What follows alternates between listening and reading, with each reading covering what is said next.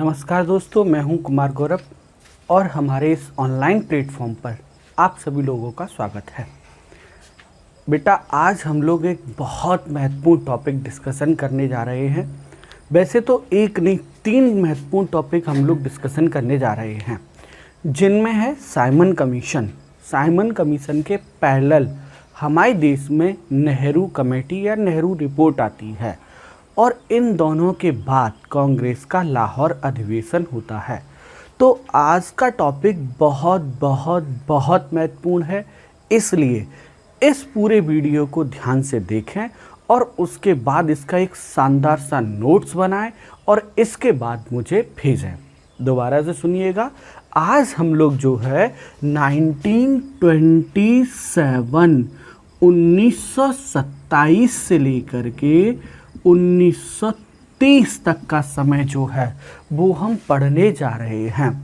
1927 में सबसे पहली जो इवेंट थी 1927 से 1930 के बीच की, वो था आपका साइमन कमीशन, मतलब साइमन आयोग। दूसरा जो इवेंट था वो थी आपकी नेहरू रिपोर्ट।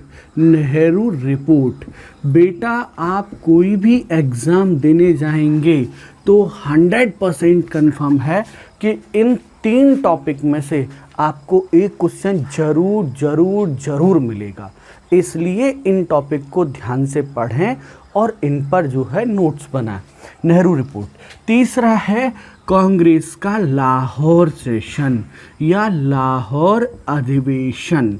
ये 3 चीज़ें आज हम लोग डिस्कशन करेंगे।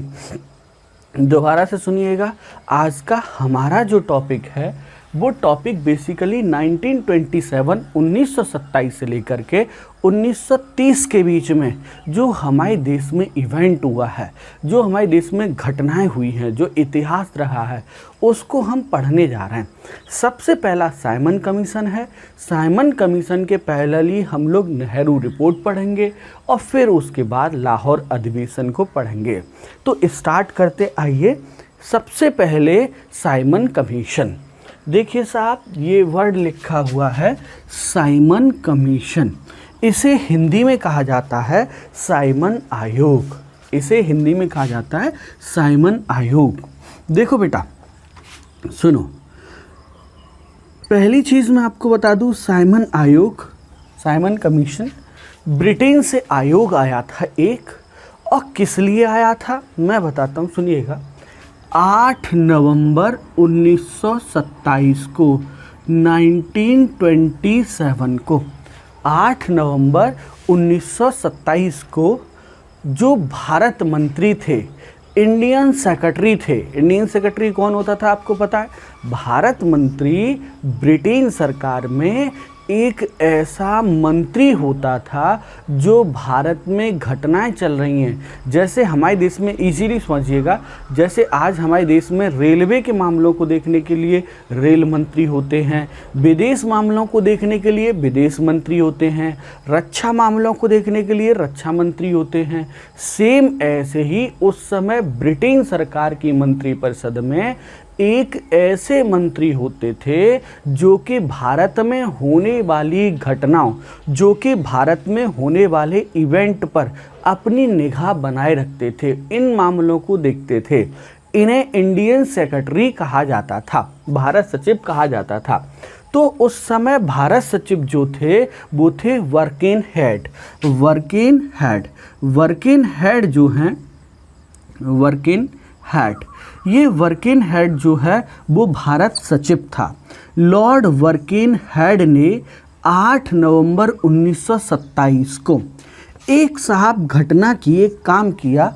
उसने इस बात के लिए, क्या, भारत परिषद अधिनियम, इंडियन काउंसिल एक्ट, भारत परिषद अधिनियम 1919 कितना सफल रहा है तथा भारत के लोगों को प्रशासन में कितना अधिकार दिया जाए, प्रशासन में भारतीयों को कितने अधिकार दिए जाएं, इसके लिए एक लॉ कमीशन या विधि आयोग का लॉ कमीशन या विधि आयोग का गठन किया, विधि आयोग का गठन किया। अब मैं आपको समझाता हूँ, पूरी बात बहुत अच्छे से एक्सप्लेन करता हूँ, सुनिएगा।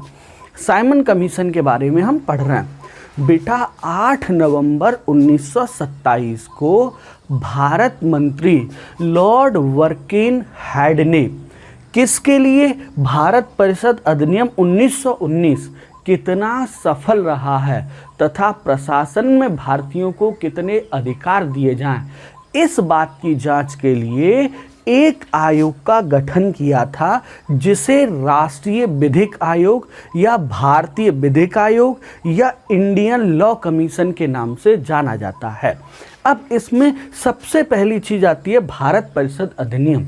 देखो बेटा, इंडियन काउंसिल एक्ट, अंग्रेज सरकार, आप सबको पता है प्रथम विश्व युद्ध के बाद अंग्रेज सरकार ने जो है भारतीयों को प्रशासन में थोड़ा सा अधिकार देना प्रारंभ किया, शासन में थोड़ा अधिकार देना प्रारंभ किया 1919 में।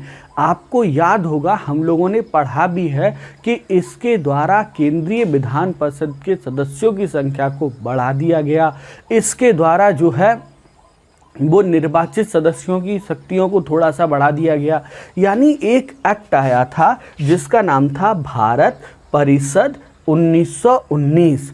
ये एक्ट कितना सफल रहा है, ब्रिटेन सरकार ने ऐसा एक्ट बनाया था और ये एक्ट कितना सफल रहा है, कितना कारगर रहा है, इस बात की जांच करने के लिए तथा भारत के लोगों को प्रशासन में और कितने अधिकार दिए जाएं, क्या भारत के लोगों को मंत्री मुख्यमंत्री बनाना चाहिए, क्या भारत के लोगों को प्रधानमंत्री बनाना चाहिए, क्या भारत के लोगों को स्वशासन देना चाहिए, क्या भारत के लोगों को डीएम एसपी बनाना चाहिए, इस बात की जानकारी करने के लिए 8 नवंबर 1927 को लॉर्ड वर्किन हेड के द्वारा एक विधि आयोग का गठन किया गया था। दोबारा सुनिए, बहुत ईजी है, बहुत ईजी है। कोई आपसे कभी पूछे कि साइमन कमीशन था क्या, तो बेटा बहुत ईजी है। और इजी ये है कि भारत परिषद 1919, भारत परिषद अधिनियम 1919 कितना सफल रहा है। एक्चुअली ये जो भारत परिषद अधिनियम है, इसी में एक सेक्शन ये भी था कि 10 साल बाद इसकी जांच की जाएगी कि ये एक्ट कितना सफल रहा है तथा भारतीयों को प्रशासन में कितने अधिकार दिए जाएं। मतलब क्या भारतीयों को सत्ता दे देनी चाहिए, क्या भारतीयों को मुख्यमंत्री प्रधानमंत्री बनाया जाना चाहिए, क्या भारतीयों को स्वशासन दिया जाना चाहिए, क्या भारतीय अधिकारी होने चाहिए, क्या भारतीयों को सेना में अधिकारी बनाना चाहिए। इस बात की जांच करने के लिए 8 नवंबर 1927 को लॉर्ड वर्किन हेड के द्वारा एक विधि आयोग का, एक लॉ कमीशन का गठन किया गया। और इस लॉ कमीशन में बेटा क्या, इस लॉ कमीशन में 7 सदस्य थे और ये सातों के सातों सदस्य जो है वो ब्रिटेन पार्लियामेंट के मेंबर थे। ब्रिटेन पार्लियामेंट के मेंबर थे, जैसे आज हमारे देश में संसद है और संसद के 2 सदन हैं, एक है राज्यसभा, एक है लोकसभा। सेम ऐसे ही ब्रिटेन की संसद के सदस्य थे ये सातों के सातों। और इनमें से जो अध्यक्ष थे उनका नाम था सर जॉन साइमन, उसका नाम था सर जॉन साइमन। इसीलिए बेटा इसे साइमन आयोग या साइमन कमीशन कहा जाता है, इसीलिए बेटा इसे साइमन आयोग या साइमन कमीशन कहा जाता है। दोबारा से सुनिएगा, बहुत ईजी है। मेरे हिसाब से अब आपको ये बात समझ में आ गई होगी। पूरा कंसेप्ट यही था। कोई आपसे पूछे साइमन कमीशन क्या था, तो देखो बेटा, भारत परिषद अधिनियम, भारत परिषद अधिनियम 1919 कितना सफल रहा है। मतलब जो एक्ट हमने बनाया था, जो कानून हमने बनाया था उसकी हर 10 साल पर जांच होनी थी कि ये कितना कारगर सिद्ध हुआ है। हमने तो बना के भेज दिया, लेकिन क्या ये काम कर रहा है? तो इस बात की जांच करने के लिए तथा प्रशासन में भारतीयों को कितने अधिकार दिए जाएं, इस बात की जांच करने के लिए 8 नवंबर 1927 को लॉर्ड बर्किनहेड के द्वारा एक विधि आयोग या एक राष्ट्रीय विधिक आयोग की स्थापना की गई। भारतीय विधिक आयोग की स्थापना की गई, जिसमें 7 सदस्य थे और सातों के सातों ब्रिटेन पार्लियामेंट के अध्यक्ष थे और sir John Simon Britain parliament के सदस्य थे और सर जॉन साइमन इसके अध्यक्ष थे। इसीलिए इसे साइमन कमीशन कहा जाता है। 2 बातें निकल के आई, एक तो 7 सदस्य थे और सातों ब्रिटेन पार्लियामेंट के सदस्य थे, यानी सातों के साथ अंग्रेज थे। अब जब सातों के साथ अंग्रेज थे तो इसलिए भारत में इसका जबरदस्त विरोध हुआ। भारत में इसका जबरदस्त विरोध हुआ और गांधी जी ने एक महान स्टेटमेंट दिया, क्या कुछ अंग्रेज डिसाइड करेंगे कि भारतीयों को कितने अधिकार दिए जाएं। ऐसा वाला स्टेटमेंट गांधी जी ने इसी के अगेंस्ट दिया था। तो सुनिएगा दोबारा से, घटना ये होती है कि साइमन कमीशन में सभी 7 के 7 सदस्य जो हैं वो अंग्रेज थे। इसलिए साइमन कमीशन का भारत में बहुत ज़्यादा विरोध किया जा रहा था। और जब भारत में बहुत ज़्यादा विरोध किया जा रहा था, साइमन कमीशन का विरोध हो रहा था, तो बेटा ये बात लॉर्ड बर्किनहेड को पता चलती है कि अभी तो साइमन कमीशन भारत पहुंचा भी नहीं, अब इसका विरोध होने लगा। दोबारा सुनिएगा, इसके सभी सदस्य अंग्रेज थे, साइमन कमीशन के सभी सदस्य अंग्रेज थे, इसीलिए भारत में इसका जबरदस्त विरोध किया जा रहा था और साइमन को न मानने की बात कही जा रही थी। क्या बात कही जा रही थी? सुनिएगा, दिसंबर 1927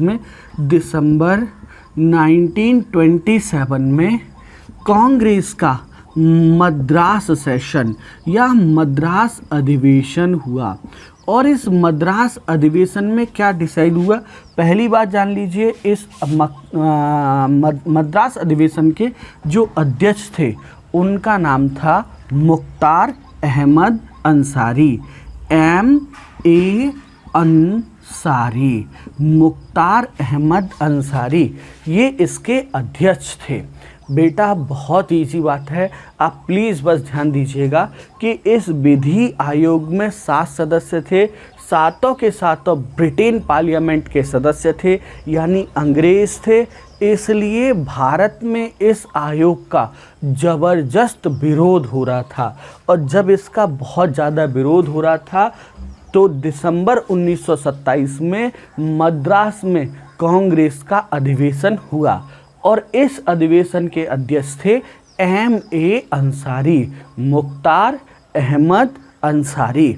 और इस अधिवेशन में डिसाइड ये हुआ, इस अधिवेशन में फैसला ये हुआ कि हम साहब जो हैं वो साइमन कमीशन से कोई बात नहीं करेंगे, हम साइमन आयोग से कोई बात नहीं करेंगे, कोई डिस्कशन नहीं करेंगे।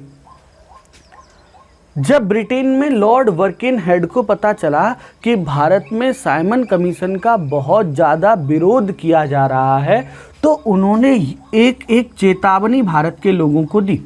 उन्होंने ये कहा कि मुझे ये लगता था कि भारत के लोग अपने लिए संविधान नहीं बना सकते हैं, मुझे ये लगता था कि भारत के लोग अपने लिए कोई लॉ या कानून बनाने में असक्षम हैं, इसीलिए मैंने सातों के साथ अंग्रेज रखे हैं।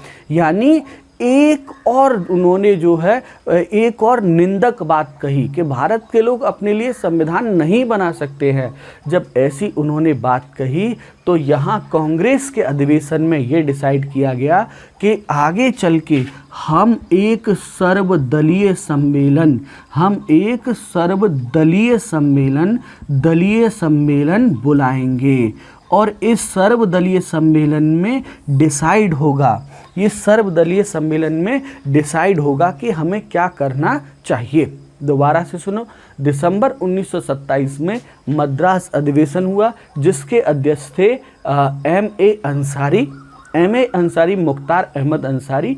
इसमें ये डिसाइड किया गया कि साइमन कमीशन से कोई बात नहीं की जाएगी और एक सर्वदलीय सम्मेलन बुलाया जाएगा।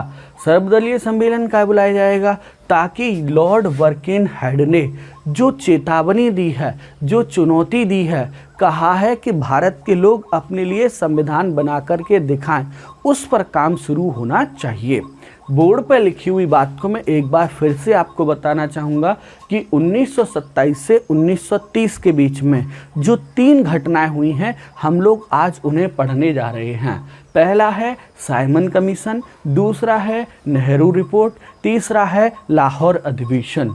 साइमन कमीशन 8 नवंबर 1927 को भारत मंत्री, इंडियन सेक्रेटरी लॉर्ड बर्किनहेड ने ये कहा कि भारत परिषद अधिनियम 1919 कितना सफल रहा है तथा भारत के लोगों को प्रशासन में कितने अधिकार दिए जाएं, इस बात की जांच के लिए एक विधिक आयोग गठन किया।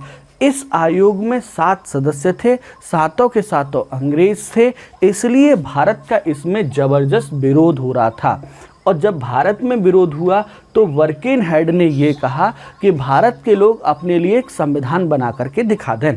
अच्छा, उसके बाद दिसंबर 1927 में कांग्रेस का मद्रास अधिवेशन हुआ जिसके अध्यक्ष थे MA अंसारी, मुख्तार अहमद अंसारी। इस अधिवेशन में ये डिसाइड किया गया कि साइमन कमीशन से कोई बात नहीं की जाएगी और सर्वदलीय सम्मेलन बुलाया जाएगा। सर्वदलीय सम्मेलन क्यों बुलाया जाएगा? ताकि ये डिसाइड हो सके कि अब आगे क्या करना है। अब साफ सर्वदलीय सम्मेलन की बात आ जाती है। तो उसके बाद फरवरी 1928 में, दिसंबर 1927 में कांग्रेस का अधिवेशन हुआ और दिसंबर 1927 जो है वो ख़त्म हो गई। अब क्या होता है उसके बाद? अब जो है मुख्तार अहमद अंसारी की अध्यक्षता में मुंबई में एक जो है वो मीटिंग होती है। मुख्तार अहमद अंसारी की अध्यक्षता में 12 फरवरी 1928 को 1928 को दिल्ली में एक मीटिंग होती है, सर्वदलीय मीटिंग होती है, सर्वदलीय बैठक होती है। और इस बैठक में भी 2 निष्कर्ष निकाले गए। पहले क्या निष्कर्ष? कि पहली बात तो भैया हम जो है इसमें 29 दलों ने भाग लिया। इसमें पहली चीज़ ये डिसाइड की गई कि हम साइमन कमीशन से कोई बात नहीं करेंगे। साइमन कमीशन का इसमें पहले तो विरोध किया, सबने किया। साइमन कमीशन, साइमन आयोग का सबने विरोध किया। यहाँ मुस्लिम लीग का मैं बताऊंगा क्या हुआ, पहले आप ये जानिएगा कि सबने विरोध किया। दूसरा, जो बर्किनहेड ने चुनौती दी है, जो बर्किनहेड ने कहा है कि भारत के लोग अपने लिए संविधान बना करके दिखाएं, तो इस पर आगे काम होना चाहिए। 12 फरवरी 1928 को दिल्ली में एक सर्वदलीय बैठक हुई। क्यों सर्वदलीय बैठक हुई? क्योंकि कांग्रेस के मद्रास अधिवेशन में डिसाइड किया गया था कि हम बर्किनहेड की चुनौती को स्वीकार करेंगे और एक संविधान बना करके दिखाएंगे। बेटा 12 फरवरी 1928 को दिल्ली में एक सर्वदलीय बैठक हुई और इस सर्वदलीय बैठक में ये डिसाइड किया गया कि हम साइमन कमीशन का तो विरोध करेंगे ही करेंगे, इसके साथ साथ बर्किनहेड ने जो चुनौती दी है संविधान बनाने की, हम क्या करेंगे उसको भी स्वीकार करते हैं। चलिए खैर, उसके बाद फिर साहब 12 फरवरी के बाद जो है 19 मई 1928 को 19 मई 1928 को 19 मई 1928 को मुंबई में 19 मई 1928 को मुंबई में सर्वदलीय मीटिंग दोबारा से होती है और इसमें कौन? मोतीलाल नेहरू की अध्यक्षता में एक 7 सदस्यीय कमेटी, एक 7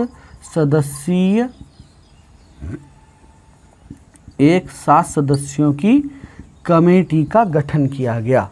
मोतीलाल नेहरू की अध्यक्षता में एक 7 सदस्यीय कमेटी का या 7 सदस्यों की कमेटी का गठन किया गया और इस कमेटी से ये कहा गया कि आपको जो है भारत का संविधान कैसा हो, इस बात की जांच करना है।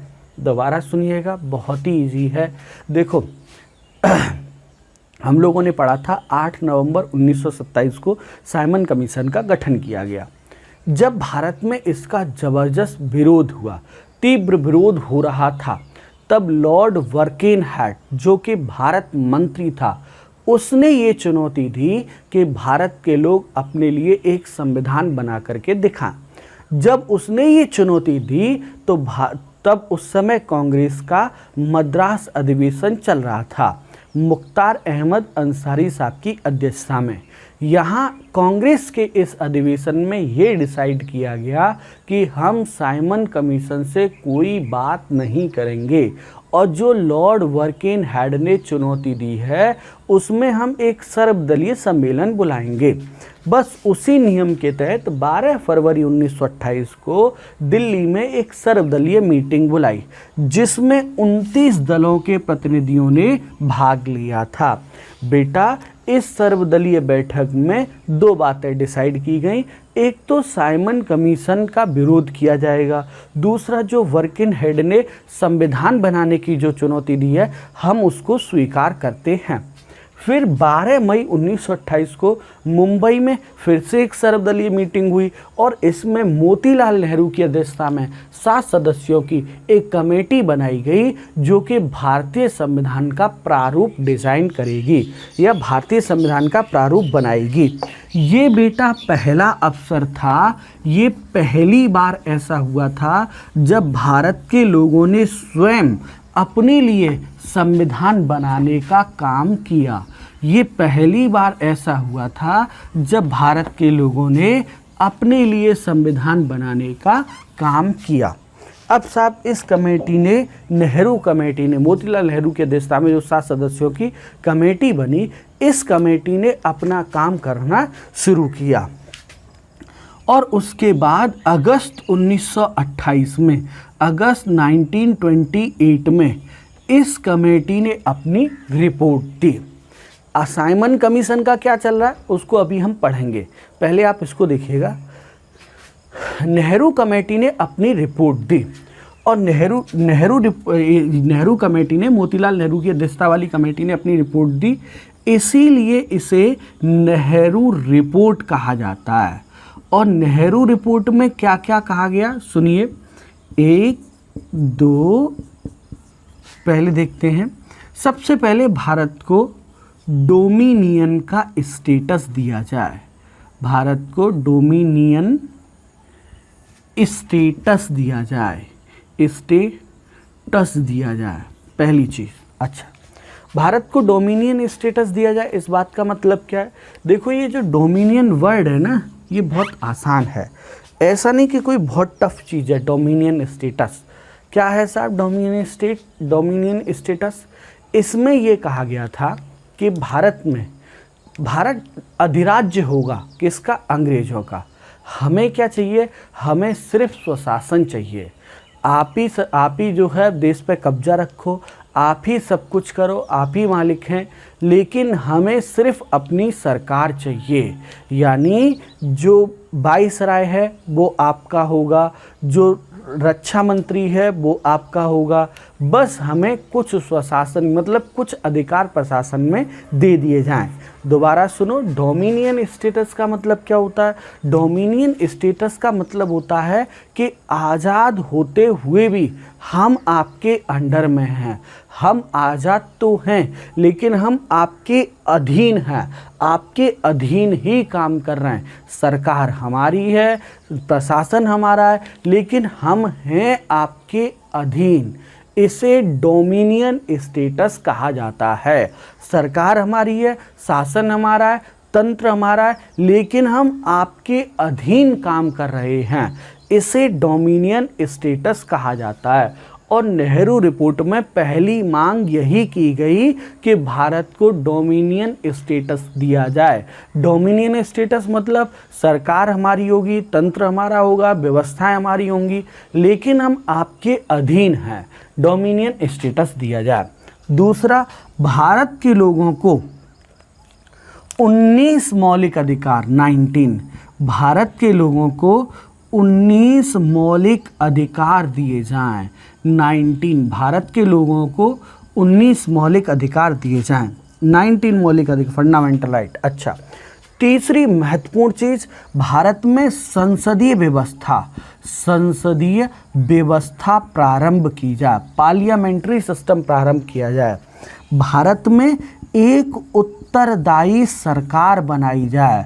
उत्तरदायी सरकार, ये मतलब कि ऐसा नहीं जलियांवाला बाग हत्याकांड में इतने लोग मारे गए, कोई जवाब देने वाला नहीं है, कुछ भी हो जा रहा है, असहयोग आंदोलन के बाद पूरे देश में हिंसा का दौर चल पड़ा, ऐसा नहीं, ऐसा नहीं होना चाहिए।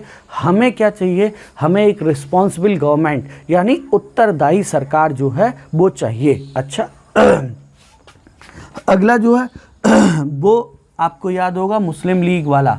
क्या था मुस्लिम लीग वाला कि सेपरेट इलेक्शन सिस्टम, हमें पृथक निर्वाचन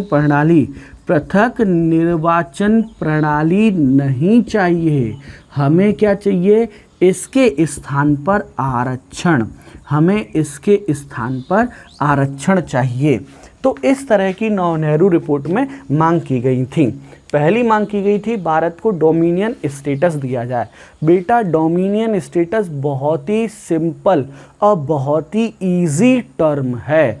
कभी आपसे पूछा जाए कि डोमिनियन स्टेटस होता क्या है, तो उसमें ये है कि शासन भारतीयों का होगा, सरकार भारतीयों की होगी, तंत्र व्यवस्थाएं भारतीयों के होंगे, लेकिन इतना सब कुछ होते हुए भी भारत अंग्रेजों के अधीन होंगे, वाइसराय देश का मालिक होगा। इस तरह से इसे डोमिनियन स्टेटस कहा जाता है। अच्छा, भारतीयों को 19 मौलिक अधिकार दिए जाएं, संसदीय व्यवस्था प्रारंभ की जाए, उत्तरदायी सरकार का गठन किया जाए, पृथक निर्वाचन प्रणाली के स्थान पर आरक्षण दिया जाए। इसके अलावा बम्बई से सिंध एक अलग राज्य बनाया जाए, कर्नाटक नाम का एक अलग राज्य बनाया जाए। इस तरह से बहुत सारी व्यवस्थाएं थीं।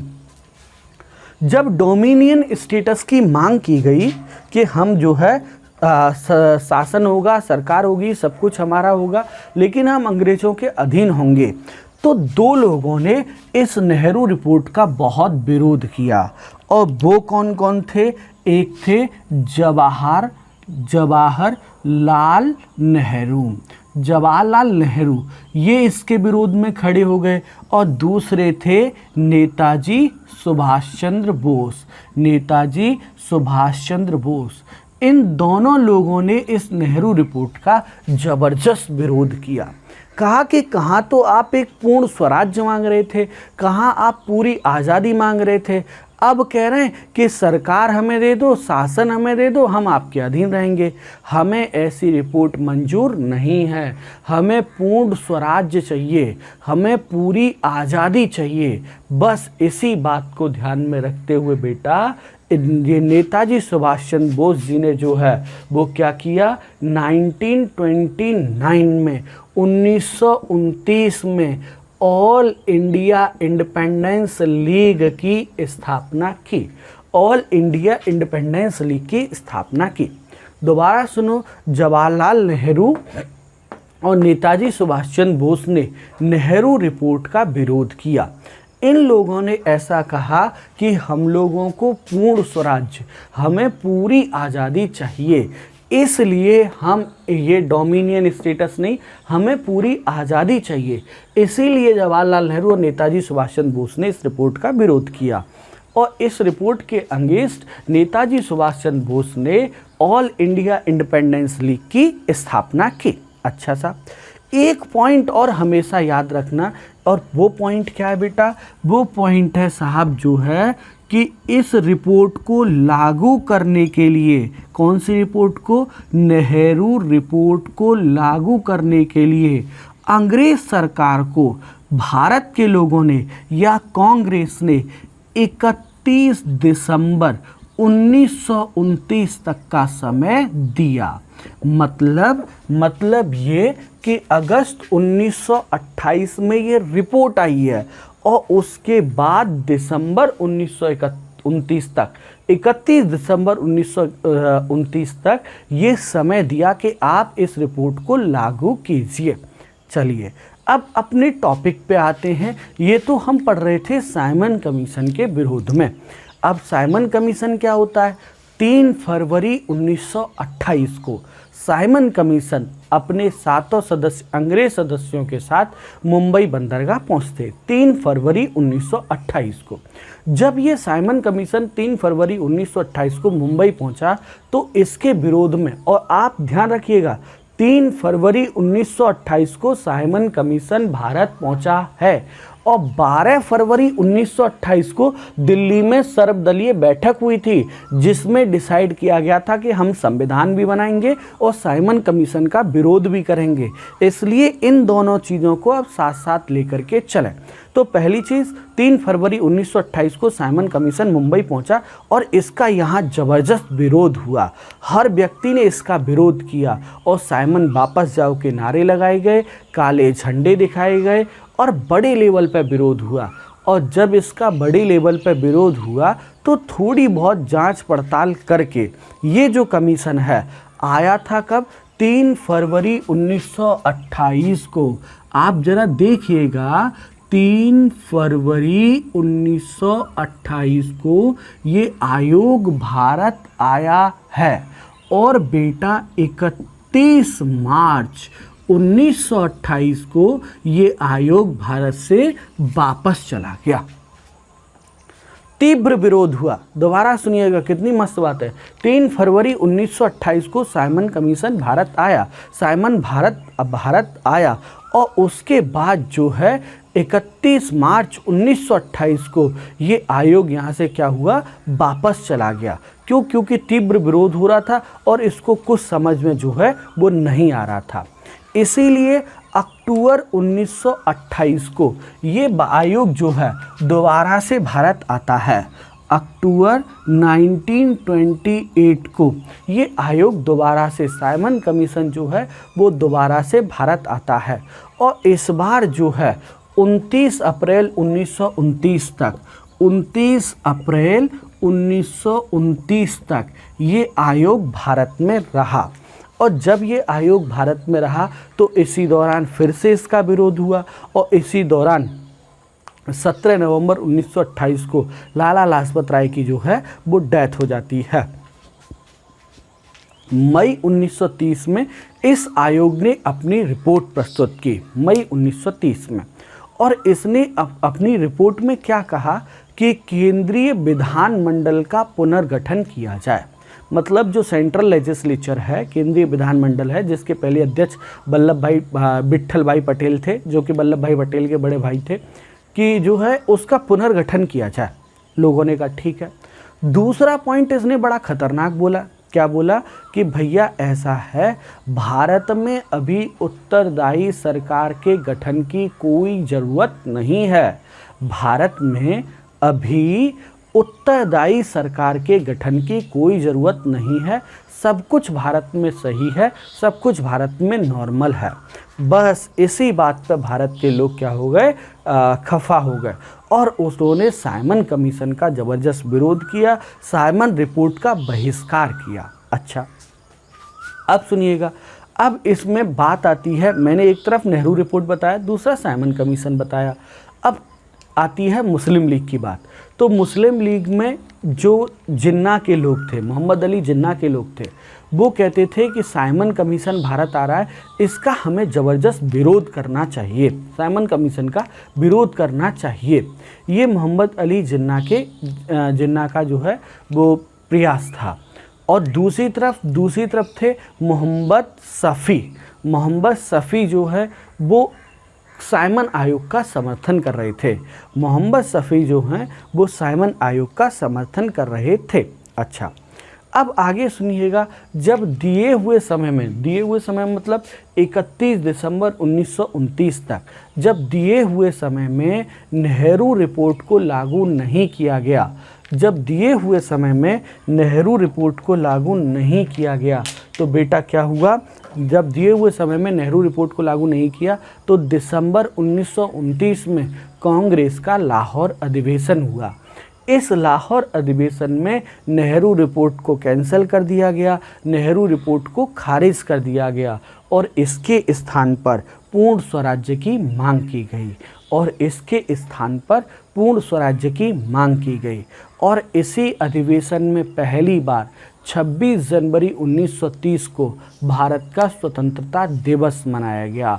26 जनवरी 1930 को कभी आपसे क्वेश्चन पूछा जाए कि भारत का पहला स्वतंत्रता दिवस कब मनाया गया था, तो 26 जनवरी 1930 को भारत का पहला स्वतंत्रता दिवस मनाया गया था। भारत का पहला स्वतंत्रता दिवस 26 जनवरी 1930 को मनाया गया था।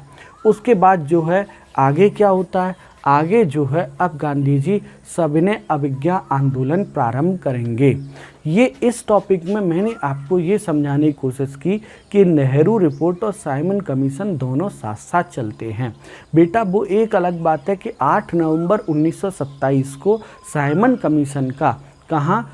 कमीशन का लंदन में गठन जरूर किया गया है, लेकिन उसके साथ ही 3 फरवरी 1928 को साइमन कमीशन भारत आया और 12 फरवरी 1928 को दिल्ली में एक सर्वदलीय बैठक हुई और इस सर्वदलीय बैठक में डिसाइड किया गया कि हम जो है वो साइमन कमीशन का बहिष्कार करेंगे और संविधान बनाने के लिए लॉर्ड बर्किनहेड ने जो काम किया है, जो चुनौती दी है, हम उसके लिए कमेटी बनाएंगे। मुंबई अधिवेशन में मोतीलाल नेहरू की अध्यक्षता में कमेटी भी बनी और इस कमेटी ने अपनी रिपोर्ट भी दी, जिसे नेहरू रिपोर्ट के नाम से जाना जाता है। नेहरू रिपोर्ट को लागू करने के लिए एक समय भी दिया गया। तो इस तरह से ये आज का टॉपिक यहाँ समाप्त होता है और इसे देखें, बार बार देखें, हर चीज़ को समझें और उसका नोट्स बनाएं। इसके साथ ही मैं आज की अपनी बात समाप्त करता हूँ। Thank you so much.